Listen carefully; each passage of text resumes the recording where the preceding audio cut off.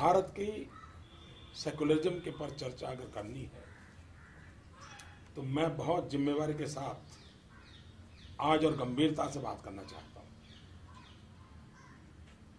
भारत का सेकुलरिज्म इसलिए नहीं है कि संविधान के अंदर वो शब्द जोड़ दिया गया है। भारत हजारों साल से सर्वपंथ समभाव इस तत्वज्ञान से जुड़ा हुआ है। भारत ही दुनिया में एक देश है जिसकी फिलॉसफी कहती है एकम सत्य विप्राहा बहुधा वदंती। सत्य एक है, जानकार लोग उसको अलग अलग रूप में प्रस्तुत करते हैं।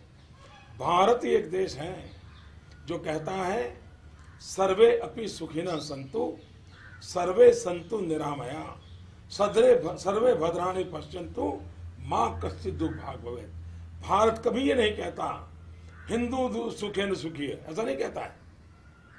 भारत सबके लिए सोचने वाला देश है और भारत का हजारों साल का इतिहास देखिए। हिंदुस्तान ने कभी तलवार लेकर के कभी दुनिया के विचार पर, संप्रदाय पर, समाज पे हमला नहीं बोला है। विस्तारवाद ये भारत के ब्लड में नहीं है। उस भारत को बिन सांप्रदायिक सिखाने की कोशिश है न हमें करनी चाहिए न किसी और ने करनी चाहिए। जो लोग भारत की बिन सांप्रदायिकता के नाम पर कल बयानबाजी की है, मैं उन फारूक साहब से पूछना चाहता हूं, भारत की बिन सांप्रदायिकता के ताकत इतनी जोरदार है और ये हमारी रगों में है, सिर्फ संविधान में नहीं, हमारी रगों में है। हम सर्वसमावेशक हैं। ये देश ऐसा है जो प्रकृति की भी पूजा करता है, पेड़ की भी पूजा करता है, पानी की भी पूजा करता है। यहाँ कोई पराया हो ही नहीं सकता। पूरे ब्रह्मांड को अपना मानता है, पूरे विश्व को परिवार मानता है।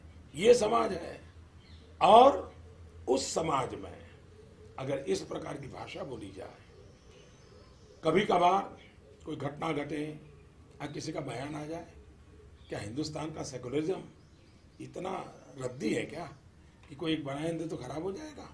और इसलिए फारूक अब्दुल्ला से मैं कहना चाहता हूँ, हजारों साल के हिंदुस्तान के इतिहास में भारत की हजारों साल की महान सेकुलरिज्म की परंपरा को सबसे बड़ी चोट, गहरी चोट अगर कहीं पड़ी है तो कश्मीर में पड़ी है। और वो भी श्रीमान फारूक अब्दुल्ला जी आपके पिताजी की राजनीति के चलते हुआ है। श्रीमान फारूक अब्दुल्ला जी आपकी राजनीति के चलते हुआ है। श्रीमान फारूक अब्दुल्ला जी आपके बेटे की राजनीति के चलते हुआ है। इस देश में कश्मीर एक ही है जहां से पंडितों को धर्म के आधार पर निकाल दिया गया। जो सूफी परंपरा की भूमि थी उसको आपने निजी राजनीतिक स्वार्थ के लिए संप्रदाय के रंग से रंग दिया है। और इसलिए आप कोई बयान करने वालों को, मोदी को वोट देने वालों को दरिया में डुबोने की बात करते हो, पहले आपके पिताजी, आपका बेटा कश्मीर की राजनीति को सारी दुनिया में कौमी रंग देने का पाप कश्मीर की धरती पर आपने किया है। कश्मीर ये सूफी परंपरा की धरती है।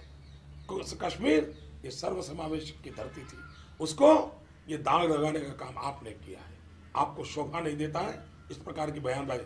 और अगर डूबना है तो किसने डूबना चाहिए? जरा दर्पण में अपना चेहरा देख लो। आपके पिताजी का चेहरा दर्पण के सामने खड़ा कर करके ये सवाल पूछो कि कश्मीर के पंडितों को वहां से खदेड़ देने वाले लोग किस मुंह से देश को बिन सांप्रदायिकता के उपदेश दे रहे हैं? उनके मुंह में शोभा नहीं देता है। हम चुप हैं, इसका मतलब ये नहीं है कि जो चाहे वो भारत की हजारों साल की महान सांस्कृतिक विरासत को आए दिन चोट पहुंचाते रहे। ये शोभा नहीं देता है हमको।